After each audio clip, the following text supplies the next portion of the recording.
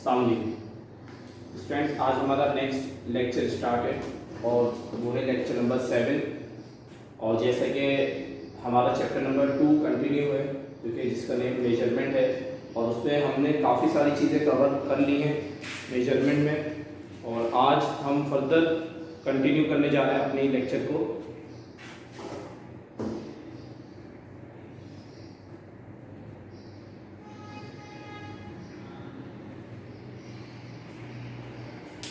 तो जैसे कि लास्ट क्लास में हमने देखा था सिस्टम ऑफ यूनिट्स, तो हल्का सा मैं जल्दी से ओवरव्यू देता हूँ कि देखो हमने चीज़ों को मेजर करना शुरू किया।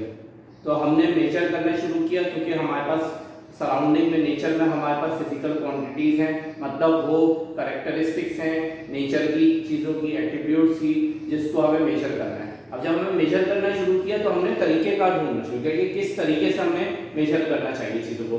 तो जब हमने हमने एक तरीक़ेकार क्या बनाया, किसी भी चीज़ को मेजर करने का स्टैंडर्ड्स बना के कुछ क्वांटिटी को हमने माना कि भाई अगर आप ये वाली कैरेक्टरिस्टिक मेजर करोगे जो कि साइज से रिलेटेड है किसी चीज़ के, तो आप इस कैरेक्टरिस्टिक को आपने नाम दिया लेंथ का, और आपने कहा कि सबसे पहले आप जब लेंथ को मेजर करोगे तो आपने कहा कि हमें कैसे मेजर करना चाहिए लेंथ को। तो हमने कुछ क्वांटिटी लेंथ की उसको स्टैंडर्ड माना। मतलब स्टैंडर्ड मानने से क्या मुराद है कि भाई इतनी लेंथ को आप ये नाम दे दो और इसके हिसाब से आप पूरी लेंथ को, किसी भी ऑब्जेक्ट को, उसकी लेंथ को मेजर कर लो। तो ये आपने एक तरीका बनाया और इस क्वांटिटी को आपने क्या नाम दिया, स्टैंडर्ड क्वांटिटी, जिसको आपने क्या कहा, यूनिट का। तो स्टैंडर्ड बनाया, किसी क्वांटिटी को स्टैंडर्ड माना और उसके हिसाब से आपने चीज़ों को मेजर करना शुरू किया। तो जैसा कि फिर आपने आगे फर्दर क्वांटिटी देखी मास, तो मास भी आपने मेजर करना शुरू किया। आपने क्या कहा, कितने मास को मैं कितना मानूं। तो आपने फिर आपने जब ये चीज़ फर्दर देखी कि हमने कहा 1 किलोग्राम मास को आपने एक स्टैंडर्ड माना, और 1 किलोग्राम होगा कितना, वो हमने स्टैंडर्ड आगे पढ़ने हैं। लेंथ का भी स्टैंडर्ड पढ़ना है, मास का भी। मतलब बताने का मकसद क्या है आपको कि भाई हमने चीज़ों को मेजर करने के लिए हमने स्टैंडर्ड्स बनाए, मतलब कुछ क्वांटिटी को माना और उसके हिसाब से मेजर करना शुरू किया। ठीक है, इतनी लेंथ को किसी ने 1 मीटर माना और उसके हिसाब से आपने 2 मीटर, इतनी और आगे 2 मीटर, 3 मीटर, ऐसे। जैसे आप कपड़ा लेने जाते हो, उसके पास एक लोहे की रॉड होती है और वो उस हिसाब से कपड़ा उसमें लगा के 1 मीटर, 2 मीटर ऐसे करके मेजर करके दे देता है आपको। 5 मीटर कपड़ा 5 बार लगाएगा।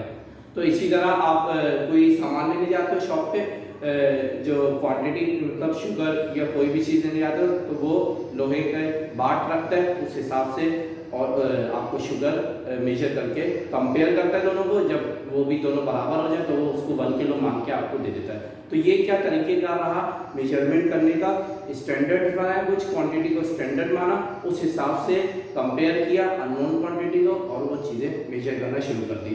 मगर इसमें एक प्रॉब्लम ये आया कि कुछ कंट्रीज़ में, हमने लास्ट में देखा था कि कुछ कंट्रीज़ में हमने ये देखा कि इतनी बड़ी लेंथ की क्वांटिटी को स्टैंडर्ड बनाया, किसी ने इतनी बड़ी लेंथ की क्वांटिटी को स्टैंडर्ड माना, और किसी ने इतनी बड़ी लेंथ की क्वांटिटी को स्टैंडर्ड बनाया। अब हम इस चीज़ में जब इंटरनेशनली बात आई कि भाई यहाँ पे कुछ माना जा रहा है, बाहर किसी जगह कुछ माना जा रहा है, तो जब ट्रेडिंग या इंटरनेशनल कुछ कम्युनिकेशन सिस्टम शुरू हुआ, मतलब यहाँ से प्लेन एविएशन स्टार्ट हुई, प्लेन जो यहाँ से किसी और कंट्री में गया, किसी और से किसी और कंट्री में गया, तो ये प्रॉब्लम फेस करने लग गए कि भाई ये प्रॉब्लम आने लगा कि आपका जो आपने सिस्टम बनाया, आपने जिस हिसाब से मेजरमेंट की, दूसरा उस हिसाब से मेजरमेंट नहीं कर रहा। तो ये प्रॉब्लम फेस होने लगा। तो इसीलिए हमें किस चीज़ की नीड पड़ी, हमने कहा कि यार यहाँ पे आप इतनी बड़ी लेंथ को मान लो 1 मीटर और उस हिसाब से चीज़ों को मेजर कर लो, मगर दूसरा 1 मीटर नहीं मानना, वो तो इतनी बड़ी लेंथ को कोई और नाम दिया उसने, जैसे फुट का नाम दिया, और उसने 1 फुट 2 फुट इस हिसाब से मेजर करना शुरू किया। तो हमें ये प्रॉब्लम फेस होने लगा कि भाई हम कैसे चीज़ों को चलाएं, हम कैसे इंटरनेशनली बात करें, हम यहाँ तक की हद तो बात कर लेंगे सही कि यार सही है, इस हिसाब से हम मेजर कर लेंगे, मगर इंटरनेशनली हम बात नहीं कर सकते, दूसरे कंट्रीज के हिसाब से हम बात नहीं कर सकते। इसीलिए स्टूडेंट्स आज हमें नीड, जो इसी नीड की वजह से कि यार कोई ऐसा तरीकेकार बनाया जाए मेजरमेंट का कि यहाँ पे जो मेजर करो और बाहर जो मेजर करो सब सेम हो।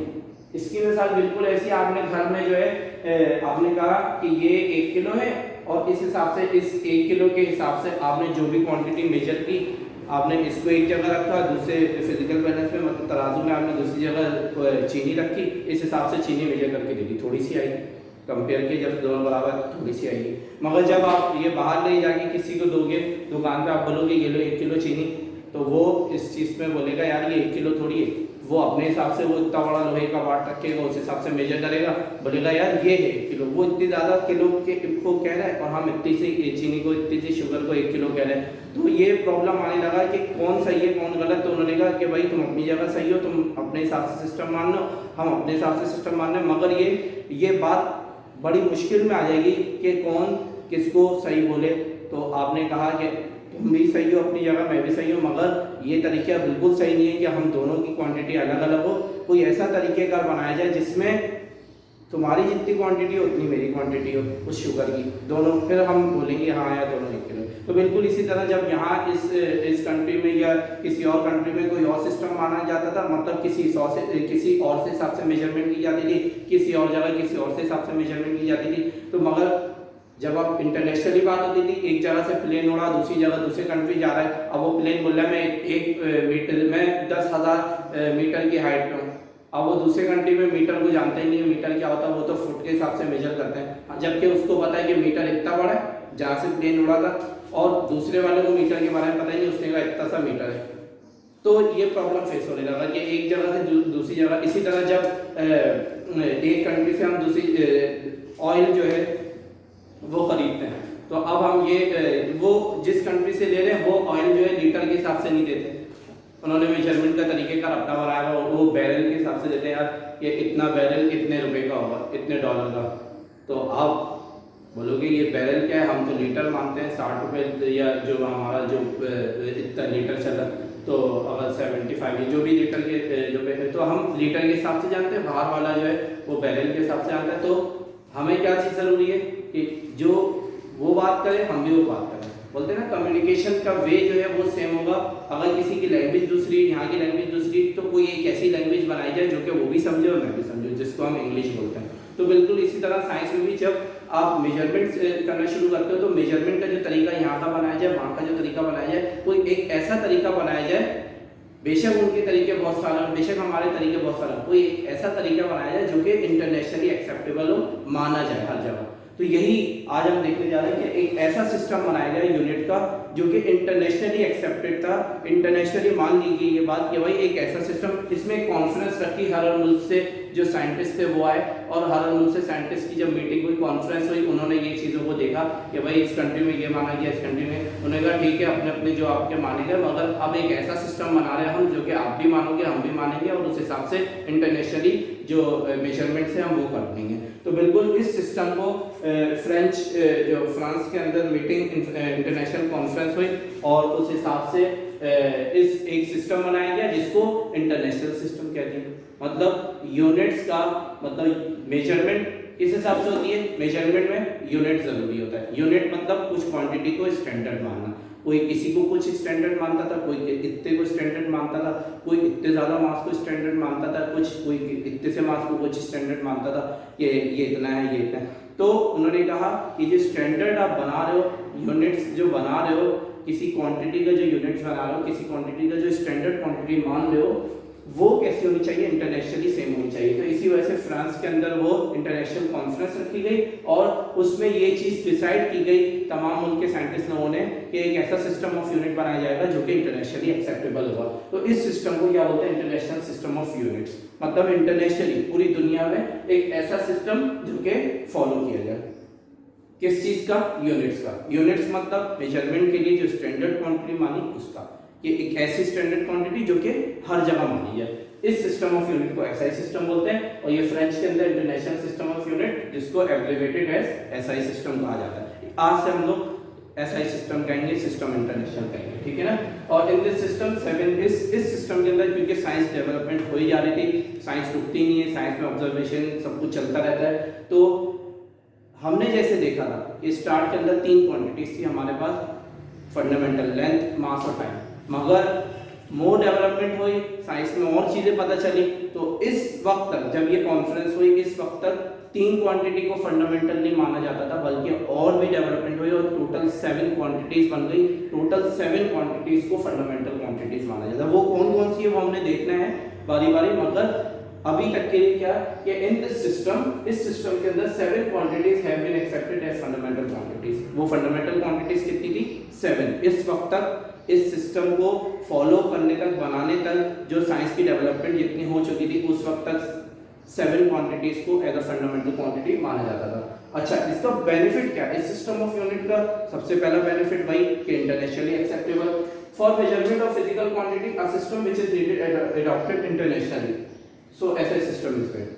वही वाली बात कि प्रॉब्लम फेस होने लगा, यहाँ पे कुछ स्टैंडर्ड माना जाता था, बाहर कुछ स्टैंडर्ड माना जाता था, मगर इस सिस्टम के बाद ये माना गया कि भाई जो यहाँ माना जा रहा है वो वहीं माना जाएगा, ताकि आप भी वो वाली बात समझ सको कि कितने स्टैंडर्ड, कितनी क्वांटिटी को स्टैंडर्ड माना गया। तो इसी वजह से कि for measurement of physical quantity, जितनी मेजरमेंट हो रही थी फिजिकल क्वांटिटी, एक ऐसे सिस्टम की जरूरत पड़ी जो कि इंटरनेशनली माना जाए। तो हमने क्या बना दिया? SI system, system international unit system, और जो कि बनाया गया। अच्छा, एक और प्रॉब्लम फेस होने लगा, हम ऐसे भी चल सकते थे कि जैसे हमारे पास 3 सिस्टम ऑफ यूनिट था, एक MKS सिस्टम, एक CGS और एक FPS, हमारे पास 3 था। मगर हम ऐसे भी चल सकते थे कि भाई हमने MKS पढ़ा हुआ है, कोई CGS पढ़ रहा है, कोई FPS पढ़ रहा है। हम ऐसे भी चल सकते थे कि अगर हम MKS पढ़े तो MKS के अंदर जो लेंथ का यूनिट मीटर है, तो CGS में वो मीटर जो है उनके हिसाब से, उनके यूनिट के हिसाब से कितने के बराबर होगा, कितनी क्वांटिटी के बराबर होगा। इसकी मिसाल ऐसा है कि 1 मीटर, इतनी बड़ी लेंथ में इतने बहुत सारे पीसेस भी तो आ रहे हैं। मिसाल के तौर पे कोई इतनी सी क्वांटिटी को स्टैंडर्ड मानता है और हमने इतनी बड़ी क्वांटिटी को स्टैंडर्ड माना, तो इतनी बड़ी क्वांटिटी में उनके कितने आ रहे हैं फैक्टर, 1 ये, 2 ये, 3 ये।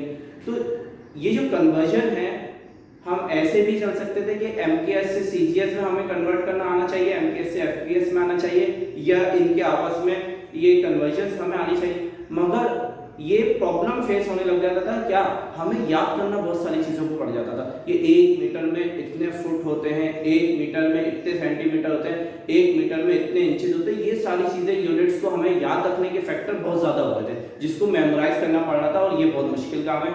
जब हमें इतनी थोड़ी 3-4 फिजिकल क्वांटिटी थोड़ी है, फिजिकल क्वांटिटी बहुत सारी है। अब हर क्वांटिटीज की कन्वर्जन हमें याद करनी, मेमोराइज रखना बहुत मुश्किल हो रहा था। इसीलिए ऐसा सिस्टम को बनाया गया ताकि वो सिस्टम इंटरनेशनली मान लिया जाए और कोई कन्वर्जन की नीड ना हो। तो यही बात देखिए, for large conversion factor had to be memorised while converting from one system to another, ऐसा system is needed that gives simple method for calculation. मतलब कैलकुलेशन को सिंपल मेथड से कर लिया जाए। क्यों सिंपल मेथड? क्योंकि कन्वर्जन ही नहीं, टेंशन ही नहीं कि भाई एक उसका यूनिट जो है वो किसी और सिस्टम में कितने के बराबर होगा, ये चीज़ हमें मेमोराइज नहीं करना पड़ेगा। तो ये आज हमने देखा इंटरनेशनल सिस्टम ऑफ यूनिट्स, इसके बेनिफिट, इसके पर्पस, और नेक्स्ट क्लास में हम देखेंगे आगे इससे फर्दर कंटिन्यू कि वो कौन से जो हमने ये बात की कि इस सिस्टम तक 7 क्वांटिटीज़ को फंडामेंटल माना गया, वो कौन सी क्वांटिटीज हैं। तो आज के लिए इतने स्टूडेंट्स, अल्लाह हाफिज़।